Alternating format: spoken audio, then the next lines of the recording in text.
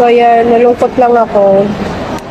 Dahil yung ina-expect ko na makakakuha ko financially assistant sa OWA, financial assistant sa OWA bilang isang OFW, wala akong matatanggap kahit konti. Alam mo yung active naman ako sa OWA, pagkakauwi ko, naghuhulog naman ako sa OWA. Ang tagal kong OFW, 13 years. Tapos sasabihin sa akin na hindi daw ako makakatanggap financial assistant.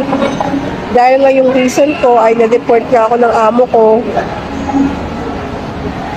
So, nakaka-disappoint lang. Sana maging fair naman yung OWA. Kahit anong reason, basta OFW at active naman sa OWA, sana fair naman. Sana nakakatanggap ng financial assistant. Dahil ayun lang yung inaasahan namin, na katulad ko na umuwi ako nang wala akong pera, na inaasahan ko na yun yung magiging simula para makapagnegosyo ako, yung